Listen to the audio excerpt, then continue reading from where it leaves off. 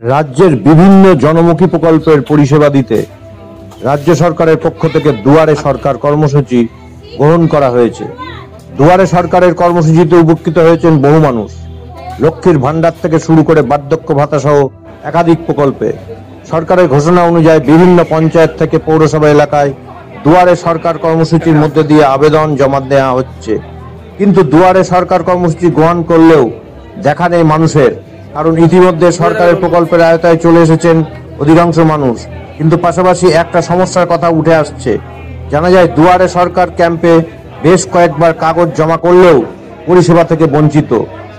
এই বিষয়ে বেলঘড়িয়া 1 নম্বর গ্রাম পঞ্চায়েতের কৃত্তিবাস স্কুল দুয়ারে সরকার ক্যাম্পে পরিদর্শনে এসে শান্তিপুর বিধানসভার বিধায়ক ভুজকিশোর গোস্বামী শোনাব। নদিয়া শান্তিপুর থেকে সুব্রত কুমার চ্যাটার্জির রিপোর্ট, snewsbangla.com।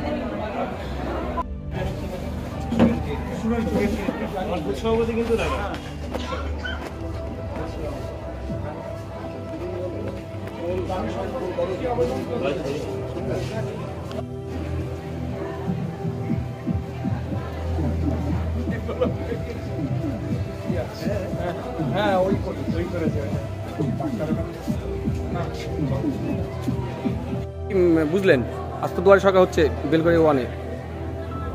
দুয়ারে সরকার মাননীয় মুখ্যমন্ত্রী মমতা বন্দ্যোপাধ্যায়ের একটা অসাধারণ এবং জনহিতকর একটা প্রকল্প। সেই জায়গায় আজকে আপনারা দেখছেন বেশিরভাগ ক্যাম্পই ফাঁকা। তার মানে মানুষ তার চাহিদা প্রায় পূর্ণ করতে পেরেছে। এটাই বড় প্রমাণ আমাদের সাকসেস। অনেক ক্ষেত্রে দেখা যাচ্ছে অনেক খবর জমা দিচ্ছে, তারপরেও অনেক সরকারি যে ক্ষেত্রে কাগজের কোনো সমস্যা থাকছে সেগুলো হয়তো হবে না, কিন্তু এরকম অনেক ক্ষেত্রেই লোকাল পঞ্চায়েত গেলে অথবা পঞ্চায়েত সমিতি বা পরবর্তীকালে বিধায়কের কাছে গেলে আমরা সেগুলো পার্সোনালি করে দেওয়ার চেষ্টা করি। পার্সোনালি মিনস দপ্তরে সরাসরি যাই। অনেক হয়ে গেছে।